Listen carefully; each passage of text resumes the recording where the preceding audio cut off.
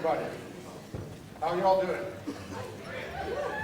Good evening, and thank you very much for coming. Hopefully, we'll have a lot of fun tonight here. I thank you very much for coming. I apologize that the hall is a little bigger. It's surprising how many people are still waiting outside, but we apologize for that, but it was very, very exciting to have a full house. We're going to do a variety of things tonight. We're doing a number of pieces from older Turkey when it was the Ottoman Empire, and from more modern Turkey. We're doing a large number of dances. We're doing Turkish dance. We're doing a number of Arab dances. We're doing a Greek dance. We're doing an Armenian dance. So there'll be a lot of different dances. We hope you enjoy how things move from an instrumental piece to a dance, to songs, to more instrumental pieces to dance. So there's a great variety, one moment to the next. I point out now that we have these booklets, and I hope you all got it. All the words to all of our songs are there, so please follow along. Some of the songs are extremely, extremely touching, either being high art form songs or more modern lyrical songs. So we're going to start up here with two pieces of Turkish instrumental music from classical music traditions. The first one is called the Semai. It's in a 10-beat rhythm. And maybe we can just hear this 10-beat rhythm for a second, just to get you going here. Here's a 10-beat rhythm.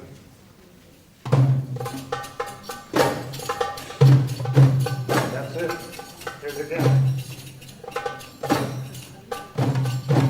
So it counts like this. So 1, 2, 3, 4, 5, 6, 7, 8, 9, 10. And then at the end of the song, this goes into a 3. Catch this change to a 3.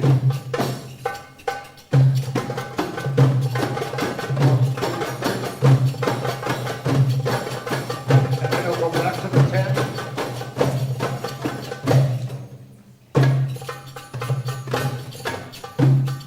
8, 9, 10, 1, 4, 6, 7, 8, 9. Okay, so this 10-beat rhythm is part of the art music of the Middle East. Arab music uses this a lot in its art music, and Turkish music. So we're doing this as a Turkish instrumental piece. I should point out that these first two pieces were brought to us by Erkan. Where are you? Please, Erkan.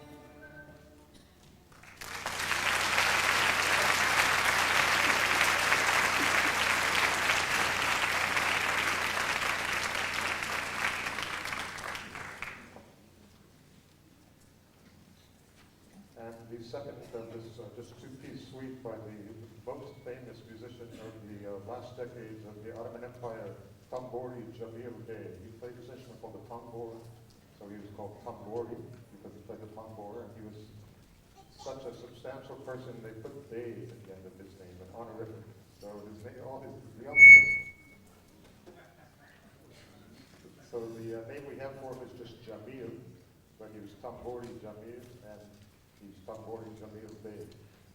Clearly the most famous musician, I think, of the last decades of the Ottoman Empire, and this is just one of his many, many songs, rather an upbeat song, an upbeat instrumental piece.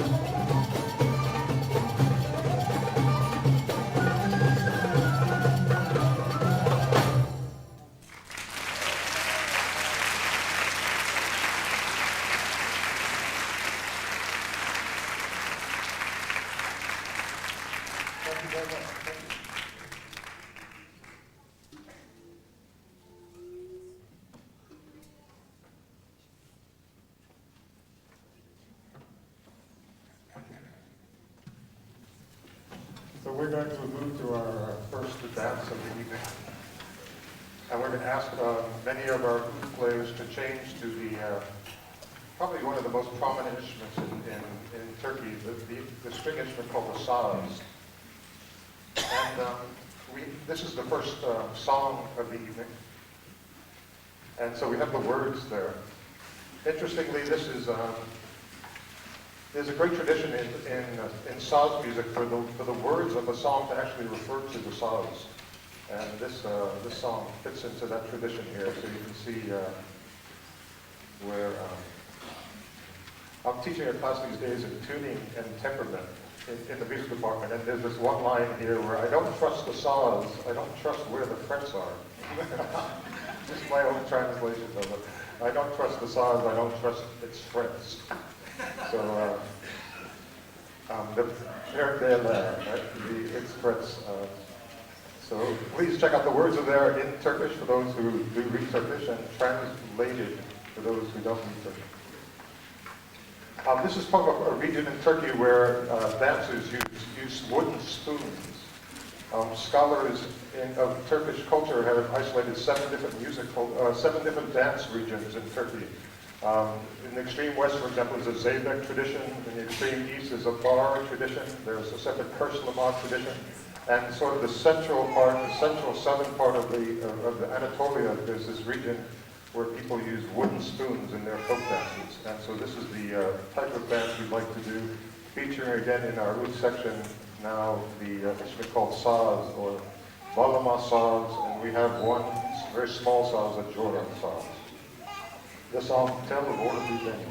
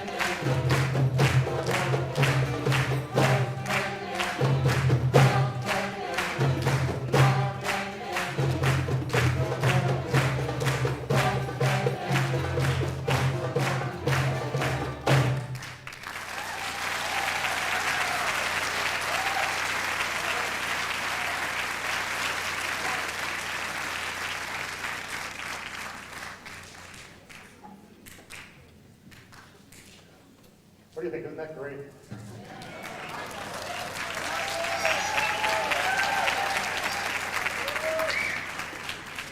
This is really a lot of fun for us, I tell you. We want to change here to a very different part of Turkish music culture, to art songs.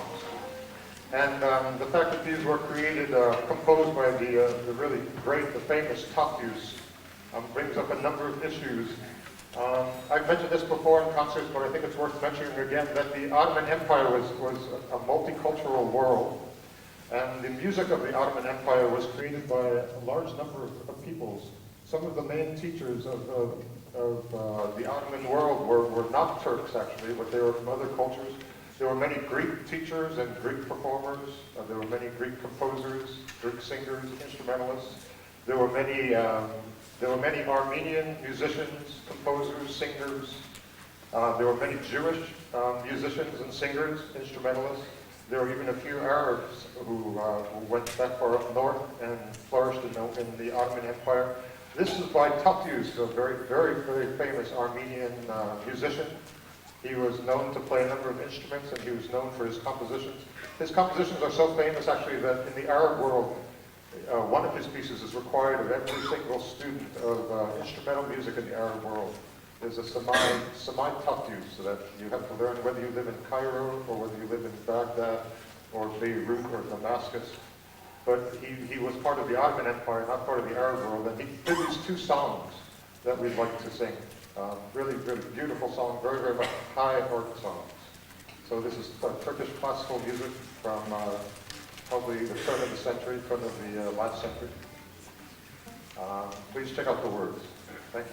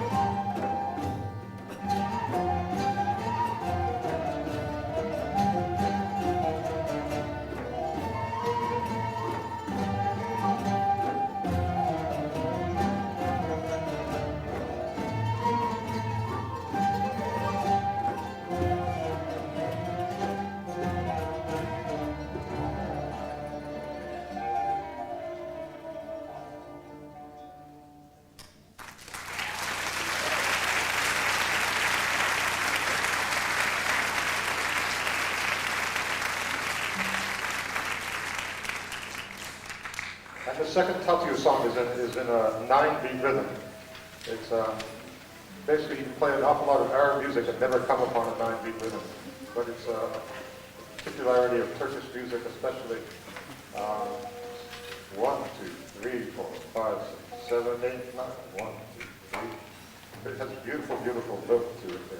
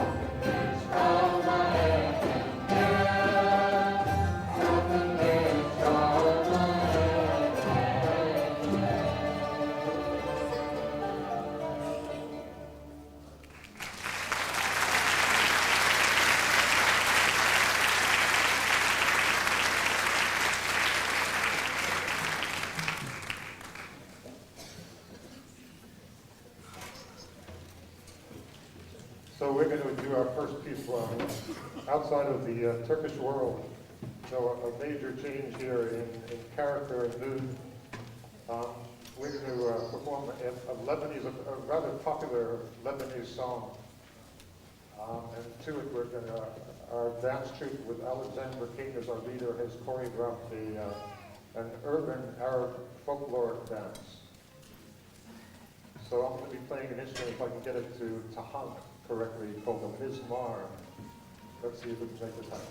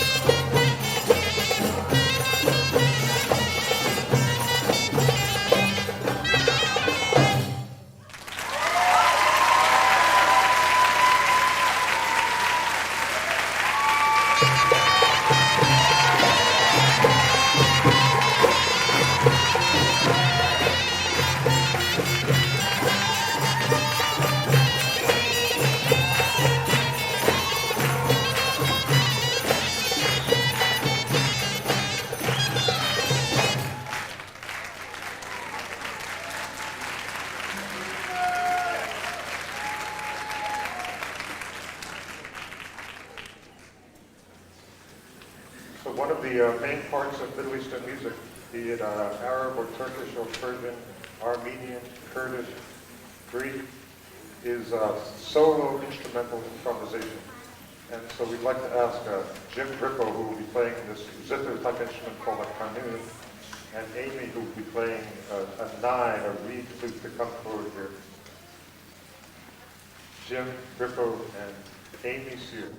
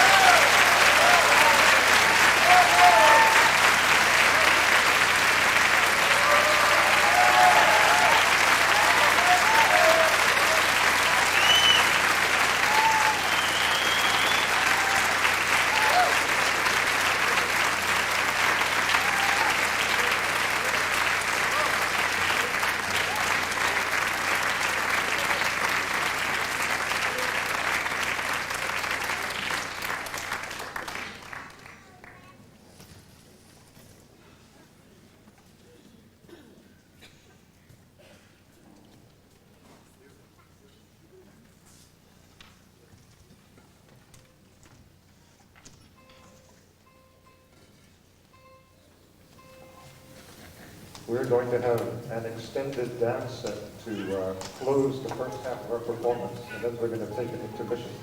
But this is it's quite an extended little dance set. It goes through it has four different parts to it. The first is a song, actually a Lebanese song, a song from Lebanon by the very, very famous present-day singer Raghib Alama. He's really a very, very hot singer, a hot item these days. And then we're going to move to an instrumental version of an Kulthum song. Perhaps, if it's possible to pick one, perhaps her most famous song, Inta Omri. And we'll have a number of solos in this, but I'll point out that Brad Wright is going to give us a version of Kulthum's vocal on his violin. So we're going to hear Kulthum on the violin here. And then we're going to go to a drum solo, and then we're going to have the finale. So it has these four parts to it. Before we have this just this last number, I'd like to welcome a number of people. I'd like to welcome Ustaz Dwight Reynolds. Dwight. Yes,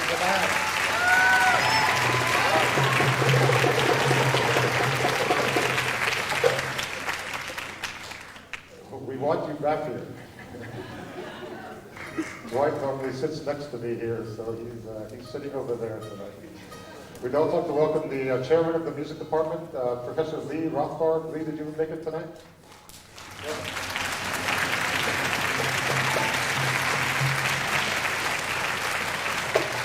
And we'd like to welcome our fellow ethnomusicology professor, my colleague Tim Cooley. Tim, you here?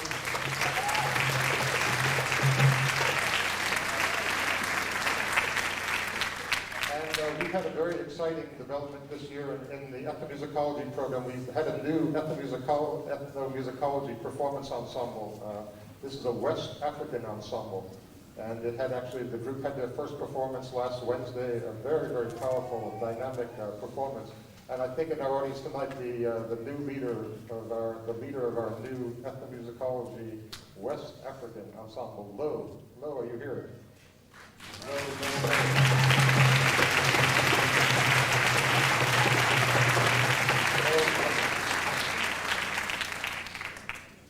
At intermission, I'd like to before one more thing or two more things, I'd like to welcome the members of our support group. We have a Friends support group called Friends of Middle Eastern Music, and I'd like to welcome all our members and specifically the board members of this group. And maybe our board members can take a second and stand. Our board members for our questions.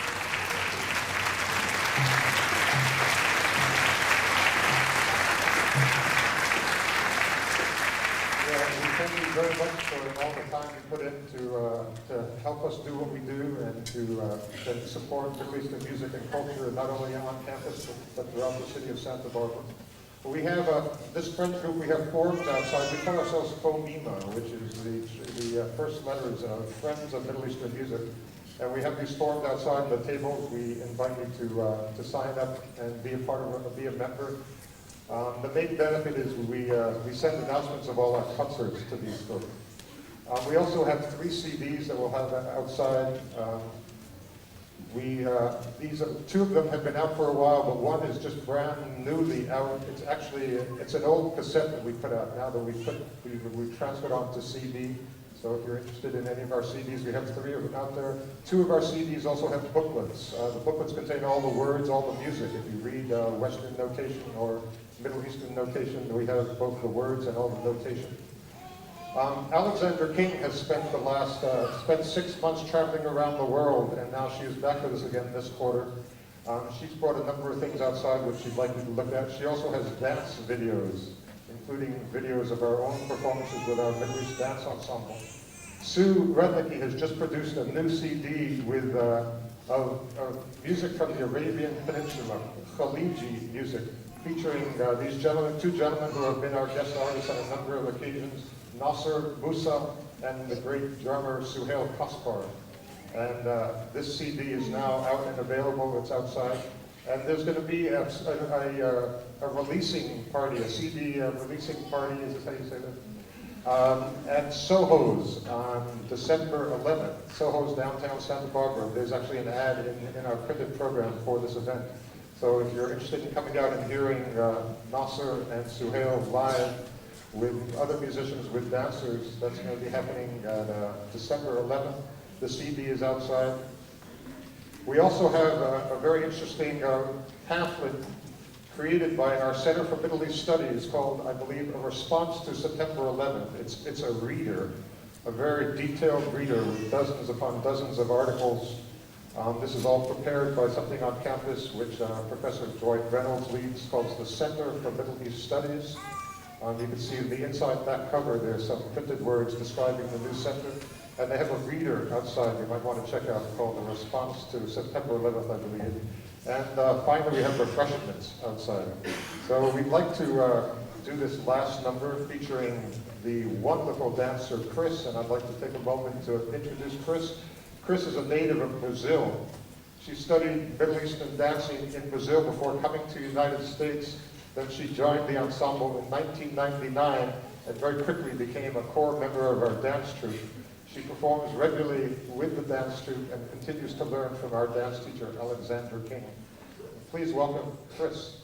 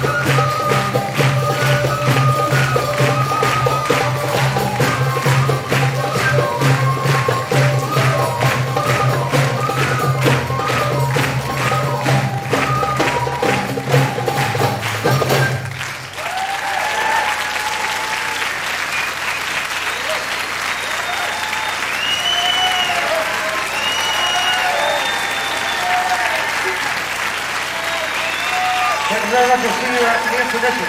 Thank you.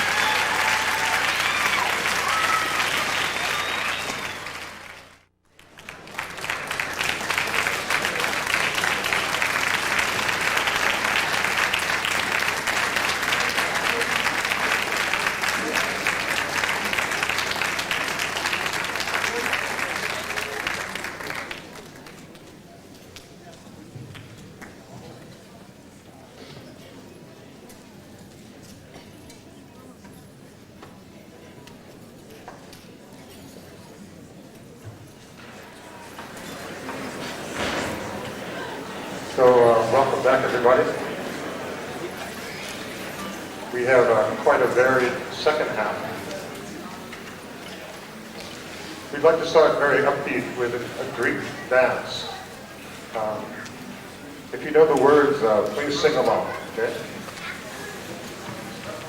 Okay, are our dancers here?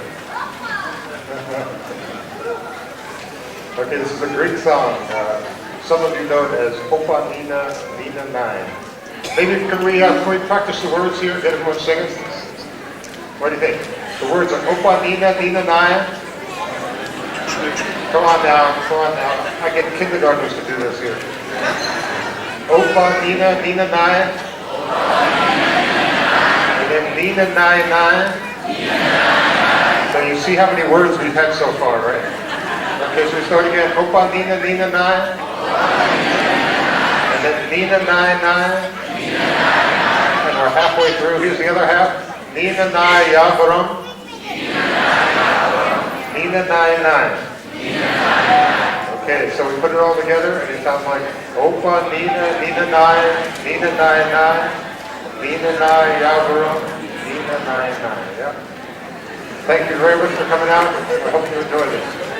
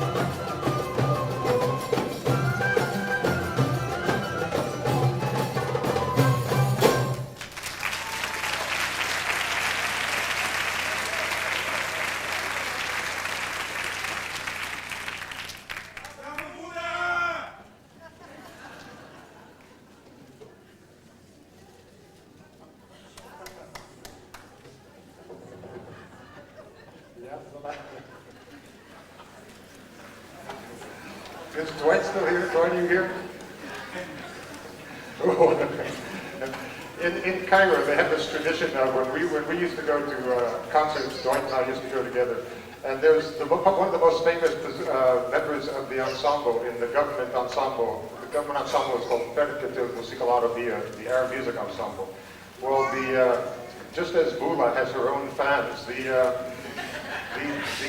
tambourine player was somewhat of a superstar, the tambourine player. And his name was Muhammad Al-Arabi. And people would come out and just like this, they would call out, Ya Muhammad, Ya Muhammad. And everyone would applaud as he turned around. So this happened so many times that Dwight and I decided we would do this one. And here we were in the audience and we screamed out, Ya Muhammad. And it sounded so different, everyone was so startled. It was really quite a funny moment. The ensemble here happens because of so many people who contribute to it, but none more than Sue Rudnicki, and we'd like to offer her these flowers.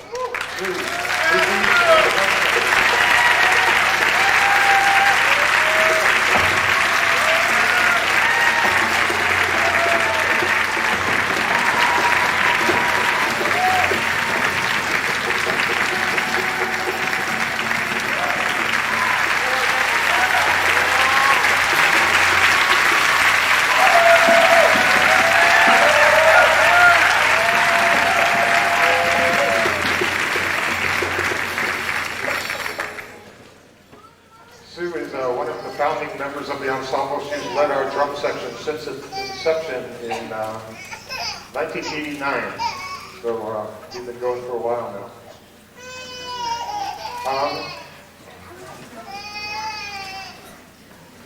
He's saying that he wants the next song already. We also, as I mentioned, that we have people contribute from so many different levels, and we'd like to, I'd like to introduce to you and thank, sitting next to me, Eve McPherson.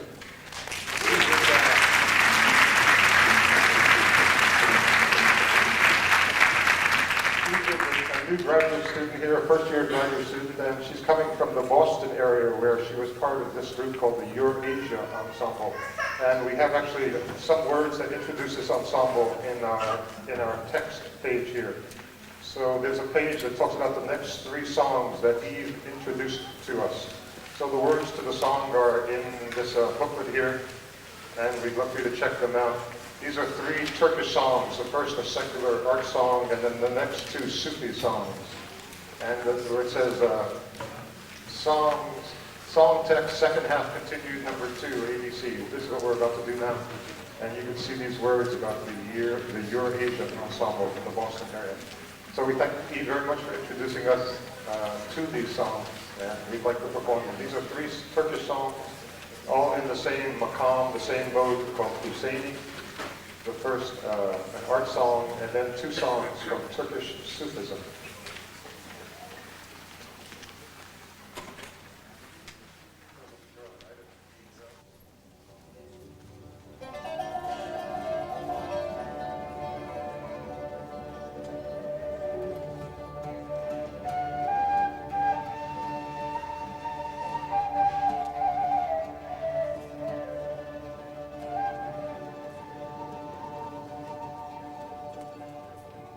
Keith, give me a little more here. I'll enjoy it more.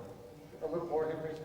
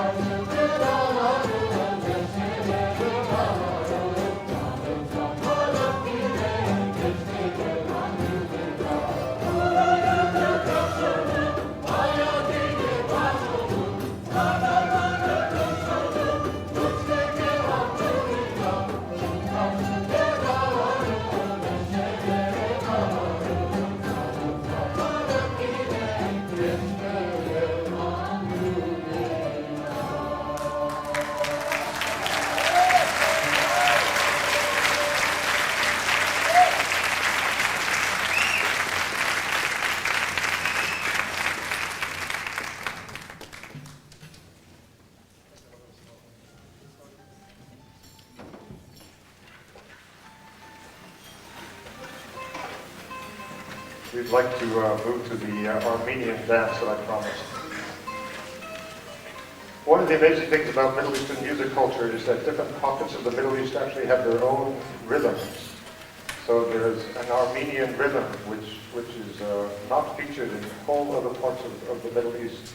And it's specific to Armenian music, and it's also shared in a lot of Iraqi music. But for example, it's not found in any music from the Arabian Peninsula or most of the Arab world. This is a 10-beat rhythm, and our Armenian dance is going to be in this 10-beat rhythm. It's one of the most beautiful rhythms, very, very lilting. Maybe we can ask our drummers to play this. It's built on, there's a 3 at the beginning, and then 2 2s, so 3 2 2, what do we have to, we're up to 7? And then there's a 3 at the end, so it's 1 2 3, 1 2 1 2 1 2 3, 1 2 3, 1 2 1 2 1.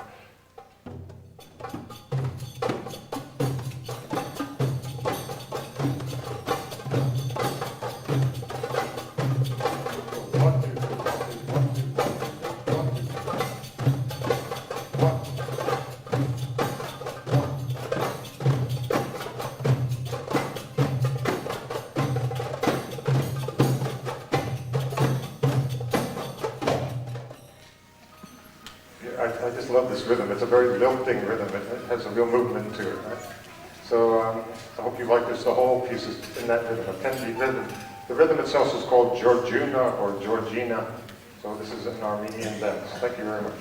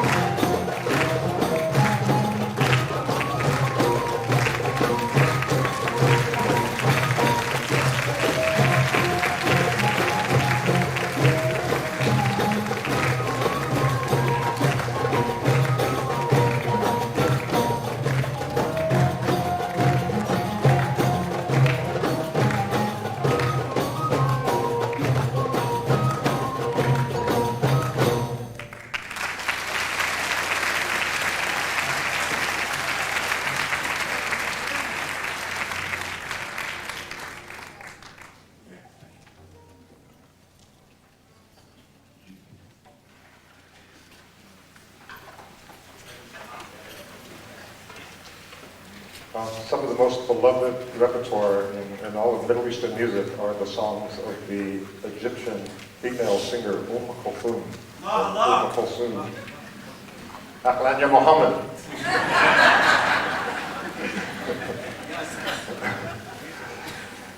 So we'd love to do two Kulthum songs. Kulthum, there's no, we often have discussions where we try to explain to our students the importance of the singer Kulthum, and there's just, there's no way to, there are no comparisons in our culture. There's no musical figure who has been so important in our culture. Maybe historically, if we think of a Beethoven or something like that, but no one in our lifetime has had such fame in the West. Her career, as I mentioned briefly in the program, started in the very early 1920s, when she was already performing in the villages. She came to the big city of Cairo, and within 2 or 3 years, she was declared to be the most prominent singer. She very quickly beat out the 3 or 4 really famous women singers in rising above them in her talent and her fame. So writers were already declaring in 1926 that she was now the #1 singer. That was in 26. In the 30s, she started a film career in which she sang in all her films. This went on through the 40s. She just got more and more famous in the 40s, got more famous in the 50s, got more famous in the 60s. Actually, in part with the one song that we played that Brad helped us with this song, Into Omri, this one was just such a hit that people actually read about it daily in daily newspapers. They read about the fact that she was preparing the song for months. It was a daily item in papers and all, that she was bringing out this song, and when she finally brought it out, there were daily newspaper articles after the song. She just grew in fame and grew in fame and grew in fame, finally dying in 1975. When I first went to Cairo in 1982, this was 7 years after her death, she was by far the most famous singer in Cairo at the time. So this was 7 years after her death, and 15 and 20 years after her death, most people would still have said that she was still the most famous singer in the Arab world, years after and decades after her death. So we'd like to do 2 of her songs. Her songs were exceptionally long, and we'd love to do just the instrumental introductions and the first vocal section. She usually had 4 vocal sections, so we're just doing a 1/4 of the vocal part of her songs, but the instrumental introduction. So I hope you enjoy the first one, Lissa Fakir, and the second one, Ruh Limin.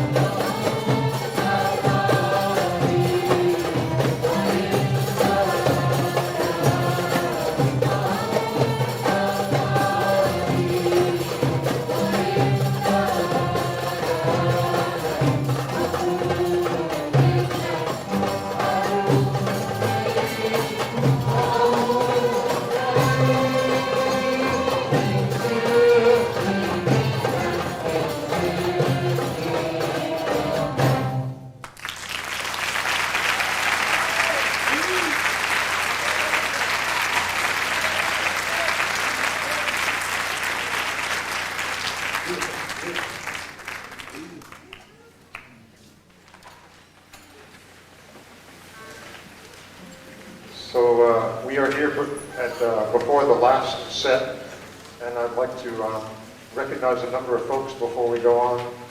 First, I'd like to thank Sue and Dana for all their work on the printed program. Sue Rednicki and her husband Dina.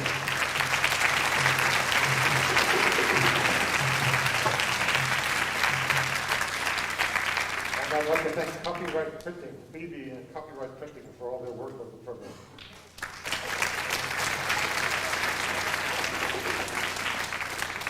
And I'd like to thank Luigi's Pizza for taking out the back ad here.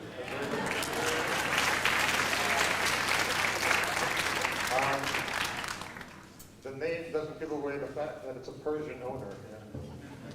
So we appreciate your support of this joint here. They've given you a $5 off. I must say we have so many just tremendous expenses putting on these programs, and something like this is actually doing a tremendous thing for us supporting our event here. So if you're interested or if you have the moment where you can support any of the people helping us by advertising, we'd appreciate it. Sabina Sa'id for all her work on the program.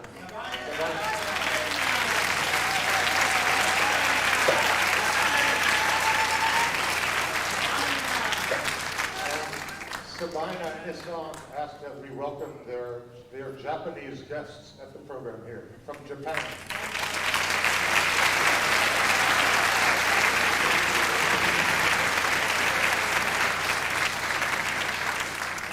Welcome.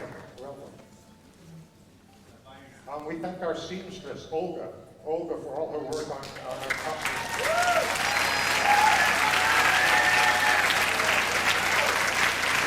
We thank our stage manager, Mary O'Brien. Mary. And we thank our sound people. They have, you not believe how many microphones are up here.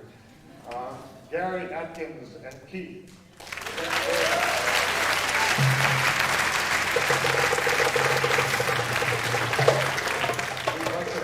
We'd like to thank our videographer, At Your Service Video, for videoing all of our events.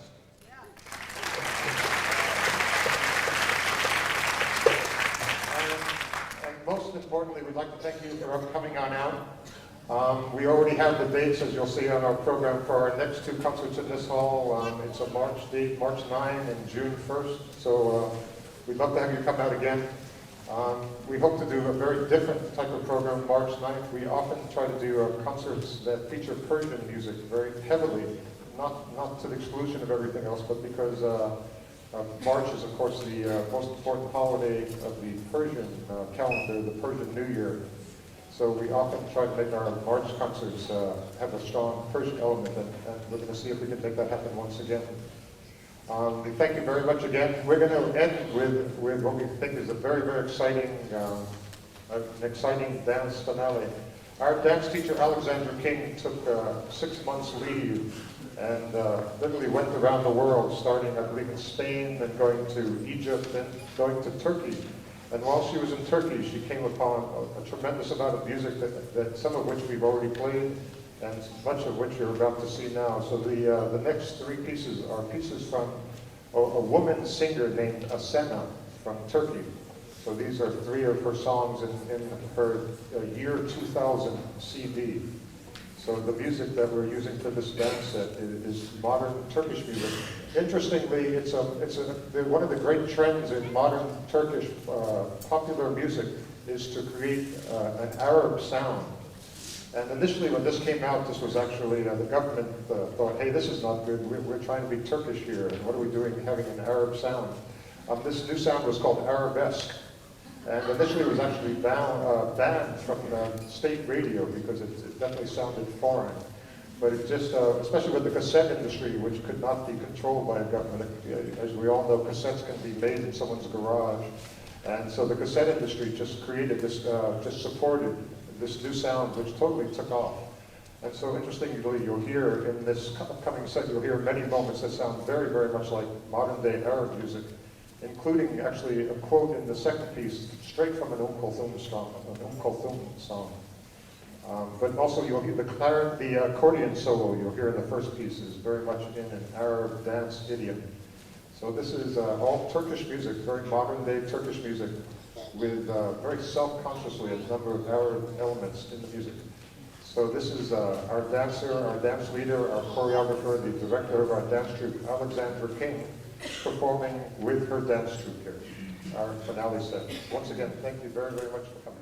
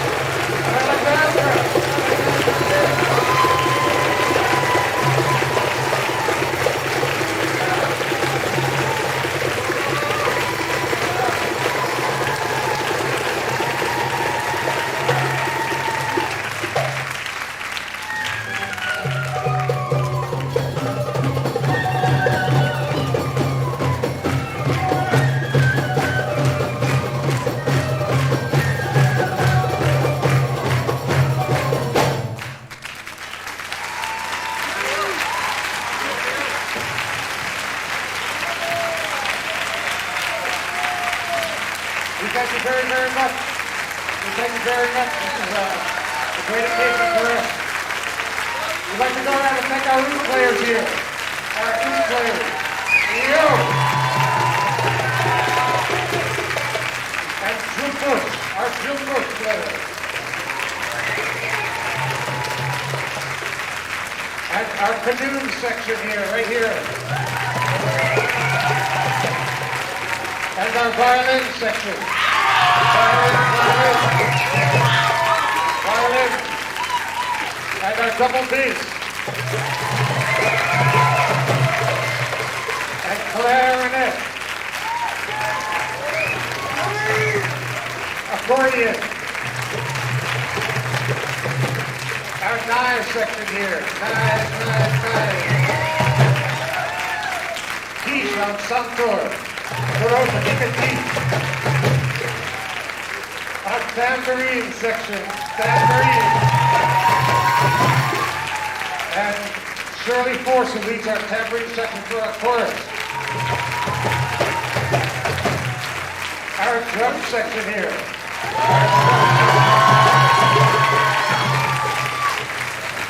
And our bendier section, all our bendier, our frame drum players. And Sue Rednicky.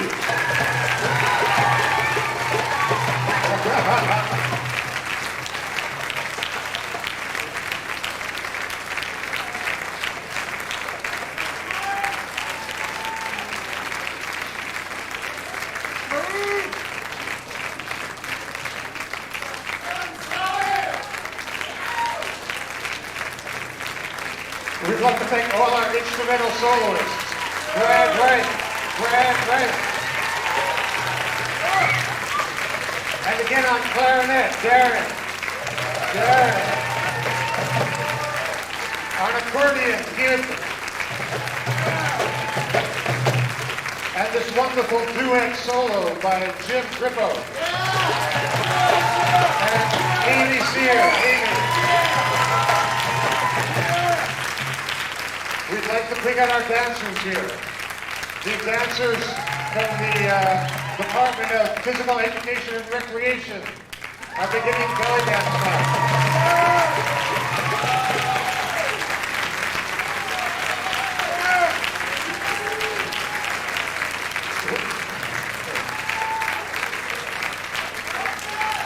Our other dancers, are you there?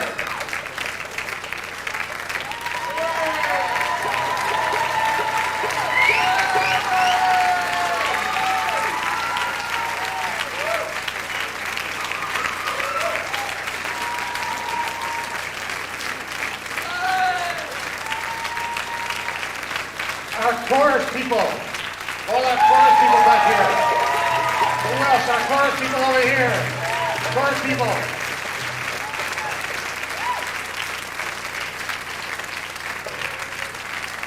We'd like to bring out Alexandra King.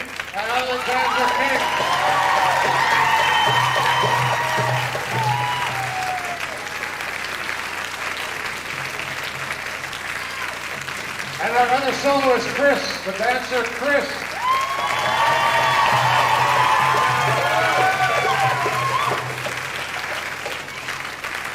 And we'd like to thank our director, Dr. Scott Marcus.